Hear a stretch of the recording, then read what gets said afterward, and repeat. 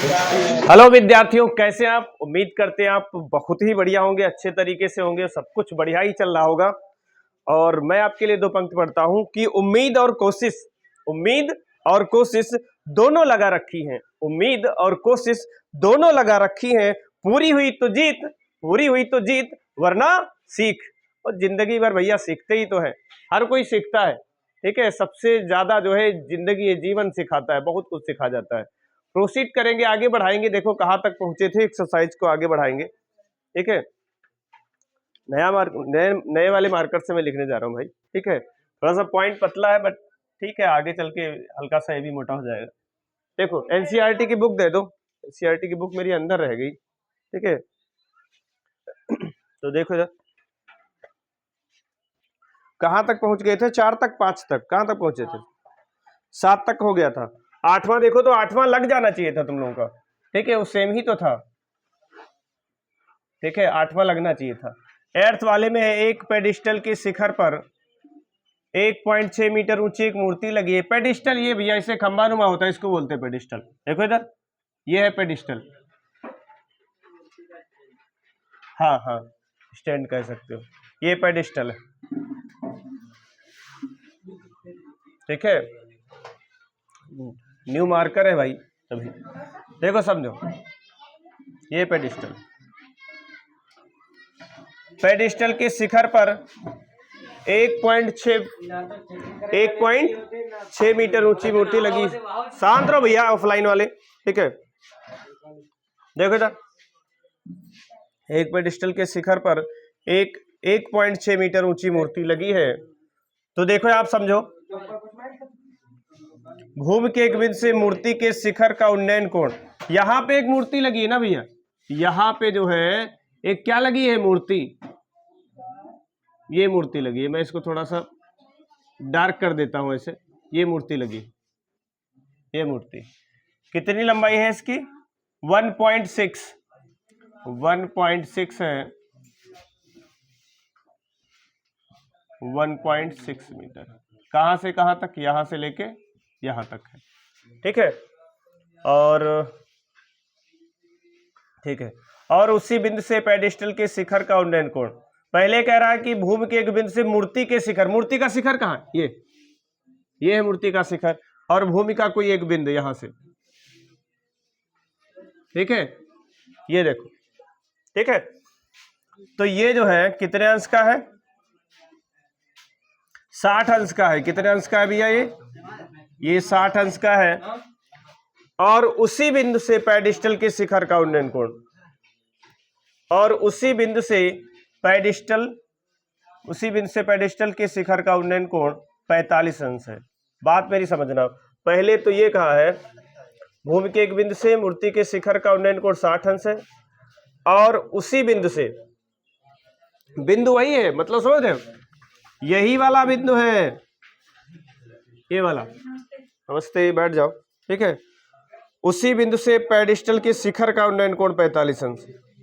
भूमि के एक बिंदु से मूर्ति के शिखर का उसी बिंदु से पेडिस्टल के शिखर का। पेडिस्टल देख लो इधर भाई, बार बार ये पेडिस्टल बोल रहे हैं, ये इसको मैं कह रहा हूं।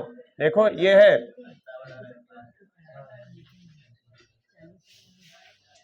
ठीक है, पेडिस्टल, ये आपका पेडिस्टल है। ठीक है, तो ये इसका कोण कितना है? 45 अंश है। यहां आप समझो, ये इसका मतलब क्या? मतलब ये है, ये तो पूरा जो है यहां से लेकर के यहां तक। ठीक है, ये वाला मैं थोड़ा क्लियर कर दूं, ये पूरा यहां से यहां तक कितना है? ये 60 अंश है, और 45 कितना है? ये इतना 45 डिग्री। बात मेरी समझना। ठीक है, और लैंग्वेज भाई लिखना सीखो। ठीक है, बार बार मैं लैंग्वेज नहीं लिखूंगा, एरो करके ऐसे बना देता हूं। ये पेडिस्टल है, और ये क्या है? ये क्या दे रखा है? ये मूर्ति है। ये क्या है? मूर्ति। ये मूर्ति, ये वाली क्या है? ये मूर्ति है, मूर्ति दे रखी है।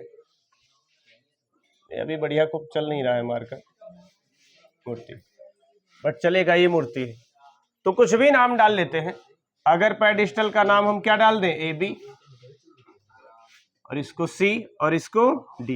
अब भाई लैंग्वेज लिख लेना, मैं बोल रहा हूं आराम से लिख लेना। इसे लिख देना कि AB क्या है, एक पेडिस्टल है, BC क्या है, एक मूर्ति है। ठीक है, लिखना, एक दो लाइन लिखना सीखो भाई। ठीक है, तो देखो इधर क्या निकालना क्या है, पेडिस्टल की ऊंचाई ज्ञात कीजिए। इसकी ऊंचाई को मैं क्या मान लेता हूं, h। क्या मान लेता हूं, h मान लेता हूं। तो देखो क्या करोगे, इसमें क्या लोगे, कौन सा त्रिभुज पहले लिया जाए, कौन सा त्रिभुज बाद में लिया जाए। कहीं से स्टार्ट कर दो, चाहे आप ये छोटा सा ले लो, बाद में संपूर्ण ले लो, या पूरा संपूर्ण ले लो, बाद में ये 45 वाला ले लो, इससे कोई फर्क नहीं पड़ता। समझो, देखो क्या करेंगे, त्रिभुज, त्रिभुज क्या हो जाएगा, ABD में, ABD में, ABD में क्या हो जाएगा, tan 45। इसको चाहो तो x मान लो, ज्यादा बढ़िया रहेगा, x मीटर है, ये x मीटर है। tan 45 लंब बटे आधार, तो आपका हो जाएगा कितना, AB अपॉन DA। tan 45 का मान AB कितना है, h, DA कितना है, x। यहां कहने का मतलब x बराबर क्या आ गया, h। चाहो तो इसको क्या कह दो, समीकरण नंबर 1 कह दो। अब देखो इधर पूरा त्रिभुज ले लिया जाए, संपूर्ण त्रिभुज, क्या ले लेंगे, संपूर्ण त्रिभुज, संपूर्ण त्रिभुज। देख लो संपूर्ण त्रिभुज क्या है। ठीक है, ADC में देख लो संपूर्ण त्रिभुज, संपूर्ण त्रिभुज ADC में। भैया आराम से समझ लो, मैं बहुत कोई स्पीड में नहीं बता रहा हूं, बहुत आराम से हर एक चीज बता रहा हूं। ठीक है, आप देखो इधर, अगर ध्यान से देखोगे तो एक एक चीज क्लियर समझ में आएगी। ठीक है, देखो इधर संपूर्ण ADC में, संपूर्ण त्रिभुज ADC में। बताओ अगर संपूर्ण ले लेंगे तो क्या फर्क पड़ेगा, बोलो तो, ऑफलाइन वाले बोल सकते हैं। देखो इधर समझो तो क्या हो जाएगा, और ऑनलाइन वाले कमेंट करके बता सकते हैं कि क्या होगा। देखो इधर tan 60 क्या हो जाएगा, लंब बटे कर्ण। देख लो इधर क्या हो जाएगा, CA, ऊपर से लिखे तो CA अपॉन नीचे क्या, DA, और tan 60 का मान √3। CA देख लो, CA को हम लिख सकते हैं इतना, CB देख लो ध्यान से, CB प्लस BA। तो ध्यान से देखो, मैं इसको ऐसे भी तो लिख सकता हूं 1.6, और प्लस क्या है, ये h है, और DA क्या है, x है। एक लाइन और बढ़ा लो, ठीक है, या तिरछी गुणा करा देते हैं तो √3x हो जाएगा, और ये 1.6 प्लस h हो जाएगा। क्लियर। अब यहां ध्यान से देखो, x की वैल्यू कितनी है, h है। x की जगह क्या रख सकते हो, h रख सकते हो, ये वाला h अंदर भी ले आओ। यहां पे काहे का यूज कर लिया है, मैं बता रहा हूं मैंने काहे का यूज किया है। समीकरण 1 से वैल्यू रख ली x की और कुछ नहीं किया। देखो ये देखो समीकरण नंबर 1 है, x बराबर h, तो जहां x था वहां मैंने क्या रख लिया है, h रख लिया है। क्या रख लिया है, h रख लिया। ध्यान से देखो इधर, ठीक है। अब क्या करेंगे, इसमें क्या कॉमन ले लो, h कॉमन ले लें। क्या कॉमन ले लें, h कॉमन ले लेंगे तो √3 माइनस 1 आ जाएगा, और 1.6। ये देखो इधर क्या हो जाएगा, h इक्वल टू 1.6 और √3 माइनस 1। मैंने 9th में तुम्हें सिखाया है कि इस तरीके की अगर क्वांटिटी हो, रास हो इस तरीके की, तो उसका क्या करते हैं, परिमेयकरण करते हैं, रेशनलाइजेशन बोलते हैं। ठीक है, परिमेयकरण करते हैं, वो भी कैसे, उसके उल्टे चिन्ह से। यहाँ पे काहे से कर देंगे भैया, √3 प्लस 1 बटे में कितना, √3 प्लस 1। ध्यान से देख लो भैया, यहां ब्रैकेट कर दिया मैंने। नीचे बताओ क्या बन जाएगा, कोई बताओगे कितना हो जाएगा। नीचे आपका a² यानी √3 का स्क्वायर हो जाएगा, b², फार्मूला लगा दिया, गुणा करा लो फिर भी वही आएगा। ये 1.6, इधर देखो कितना हो जाएगा, 3 से 1 जाएगा तो कितना, 2, 2 8 16। इधर देखो 0 पॉइंट कितना हो जाएगा, 8। और चाहो तो मैंने सिखाया था भैया क्या करना है, मैंने ये भी बताया था कि इसकी वैल्यू रख करके आप आंसर को लिख सकते हो, और ज्यादातर किताबों में क्या करते हैं, ऐसे ही छोड़ देते हैं। ठीक है, तो मैंने भी इस बार इसे छोड़ दिया, और हालांकि दिक्कत कोई नहीं है, यहाँ 1.732 रखो, जोड़ो गुणा करा दो, आंसर बदल जाएगा। ठीक है, वीडियो को आप रोक करके आराम से नोट कर सकते हैं। ठीक है, 9 नंबर देखेंगे भैया। ठीक है, और ये भी बताओ, ऑफलाइन वाले भी और ऑनलाइन वाले भी, ये बताओ कि भवन ज्यादा ऊंचा होता है कि मीनार? भवन का मतलब वही मकान, हाउस, जो घर बनाते हैं। तो भैया जाहिर सी बात है, भवन क्या होगा, छोटा होगा, मीनार ऊंची होगी। ये ध्यान रखना, कई बार कंफ्यूजन होती है कि किसको बड़ा बनाए किसको छोटा बनाए। हाँ देखो समझो भाई, ऑब्वियस सी बात है कि भवन छोटा होगा। देखो समझो, भवन क्या होगा, छोटा होगा। ये भवन है, ये क्या है, भवन है, देख लो इतना भवन है। और मीनार कैसे दिखाएंगे, ये मीनार है, मान लेते ये मीनार है। ठीक है, देखो इधर तो पॉइंट का मार्कर, मतलब क्या कहते हैं पॉइंट, इस वाले जो मार्कर में पॉइंट मोटा है, उस वाले से लिख रहे थे, उस पर पतला है।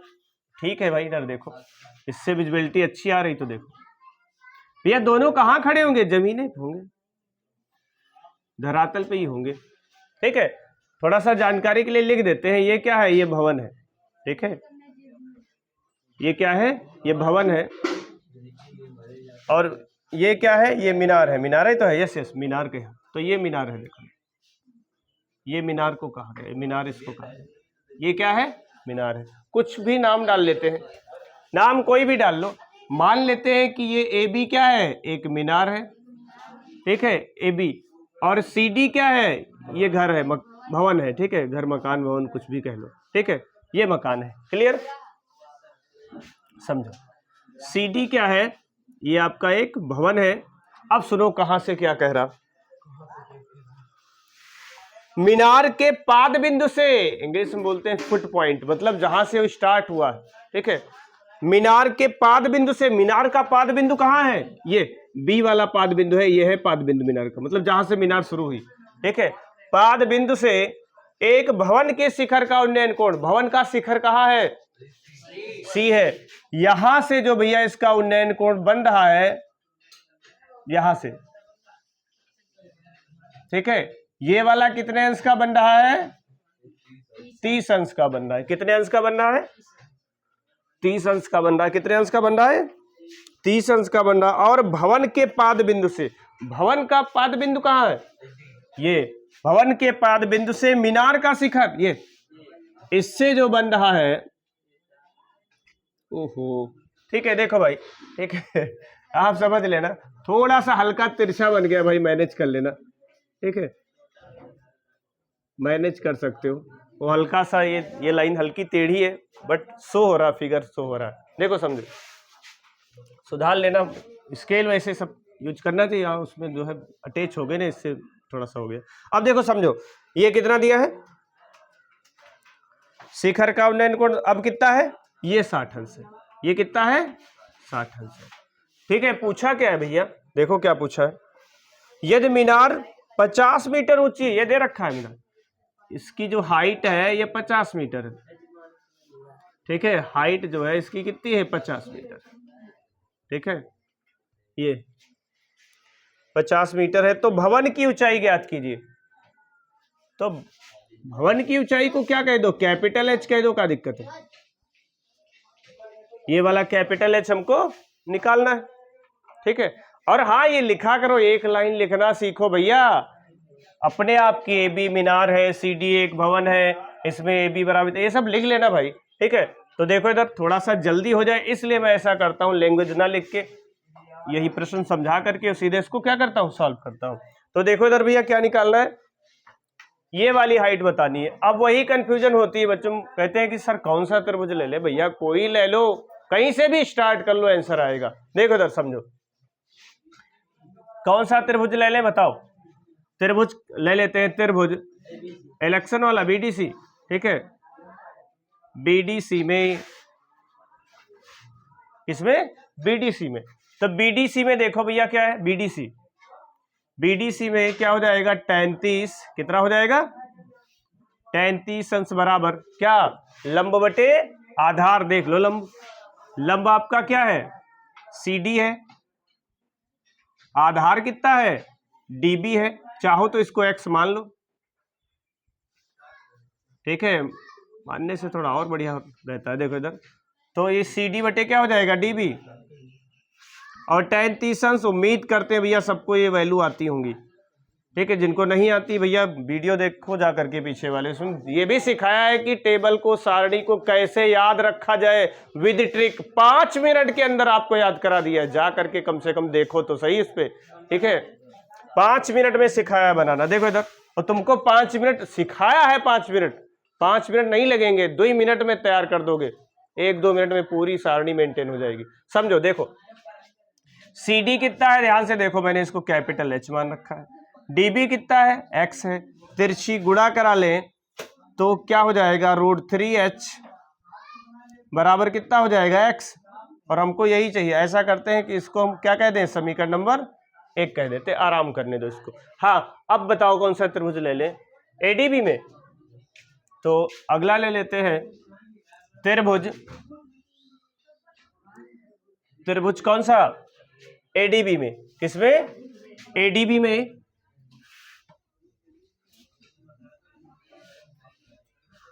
ADB में, ठीक है, कौन से त्रिभुज में, ADB में, कौन सा लोगे, देखो इधर tan 60, मतलब 60, tan ही क्यों बार बार लेते हैं भैया, लंब आधार में tan ही फिट बैठेगा, या फिर cot।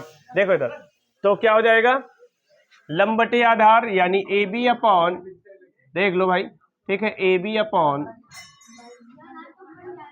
क्या, DB, और tan 60 अंश का मान √3, AB क्या है 50 है, DB क्या है X है, तिरछी गुणा करा लें तो कितना हो जाएगा, √3X, और इधर कितना हो गया 50, √3X की वैल्यू देख लो, यहां से X की वैल्यू कितनी है, √3H, यहां देखो √3 है, और क्या है, ये H है, ठीक है, देख लो कितना हो जाएगा, ये आपका 3H हो जाएगा, ठीक है। चेक कर लो भैया, आंसर जरा चेक कर लो, NCERT में देख लो कितनी हाइट आ रही है, H बराबर आपका आ जाएगा कितना, 50/3, इतने मीटर आया, ठीक है। कहीं कहीं इसको करेक्ट फॉर्म में भी लिख देते, ठीक है। अच्छा, यहां मैंने क्या किया बता दो, यहां पे समीकरण 1 का यूज किया है, समीकरण 1 से मतलब वैल्यू रख ली भाई, यहाँ पे जहां पे X लिखा था √3H वहां रख दिया है, और कुछ नहीं किया है। अब ध्यान से समझो, देखो इसको ऐसे आप छोड़ सकते हो, चाहो तो इसको भाग करके देख लो कैसे लिखा है, यही ऐसे छोड़ दिया NCERT में, ठीक है, NCERT में शायद ऐसे ही छोड़ दिया होगा, ठीक है। मैच करना चाहिए भाई, चेक कर लो, लो आप देख लेते हैं, ठीक है, चेक कर लो आंसर इसका, चेक कर लो। अरे बात वही है भाई, भाग करके देख लो, 3 इकन्ना 3, 2 बच गए, 3 छक 18, यही आ रहा है। अरे इसको करेक्ट फॉर्म में लिख दिया, सही करके पढ़ते क्या, 16 सही 2/3, देखो 16 48 2 50/3, लिखा तो वही है, ऊपर छोड़ देते तो क्या हुआ, ठीक है, वो गलत थोड़ा ना था, वो भी सही था। तो ये आपकी हाइट आ गई दोस्तों, ठीक है, ये हाइट आई। तो वीडियो को भैया पॉज करके यानी रोक करके आप आराम से जो है इसको क्या कर सकते हो, नोट कर सकते हो। देखेंगे कौन सा भैया, अब 10 नंबर है ना, 10 नंबर है, एक 80 मीटर चौड़ी सड़क। भैया आप सड़क, कागज पे अगर आपको सड़क दिखानी हो तो क्या करोगे, ऐसे तो बनाओगे। ये सड़क है भाई, कितनी चौड़ाई है इसकी, 80 मीटर, कितनी है 80 मीटर, यहां से लेकर के यहां तक ये चौड़ी सड़क है, ठीक है, क्यों कहा नहीं है, ठीक है। एक 80 मीटर चौड़ी सड़क के दोनों ओर आमने सामने समान लंबाई वाले 2 खंबे लगे हुए हैं। देखो भैया 2 खंबे लगे, एक आपका ये खंबा है मान लेते हैं, और एक ये खंबा है, ठीक है, ये समान लंबाई के क्या है 2 खंबे हैं, ठीक है। यहां पे समझो, समान लंबाई के क्या है 2 खंबे हैं, कुछ भी नाम डाल लो इनका, इसका कह लेते हैं AB, और ये क्या है सी डी, ये क्या है सी डी। अब समझो भैया, और समान लंबाई के हैं, कहने का मतलब अगर ये वाला एच है तो ये वाला भी क्या है एच है, सेम सेम है, बात मेरी समझना, ठीक है। दोनों सड़क के दोनों ओर आमने सामने, देख लो भाई बिल्कुल आमने सामने है सड़क के दोनों ओर, एक इस साइड में एक इस साइड, आमने सामने है दोनों, ठीक है। इन दोनों खंभों के बीच सड़क के एक बिंदु से, कोई एक बिंदु है, और कहां पे है ये कंफर्म नहीं है भाई, एक बिंदु से सड़क के जो है किसी एक बिंदु से खंभों के शिखर के उन्नयन कोण क्रमशः 60 और 30 अंश हैं। खंभों की ऊंचाई और खंभों से बिंदु की दूरी ज्ञात कीजिए। दूरी भी कह रहा, मान लेते हैं कि अगर यहाँ पे एक पॉइंट है कोई यहाँ पे, ठीक है, तो उनके उन्नयन कोण कितने कितने 60 और 30 है। तो मान लेते हैं यहाँ पे, देखो यहाँ पे एक सिरे से ये कितने अंश का बना रहा है 60 अंश, ये 60 अंश का बना रहा है। और ये वाला देखो इधर, ये कितना है,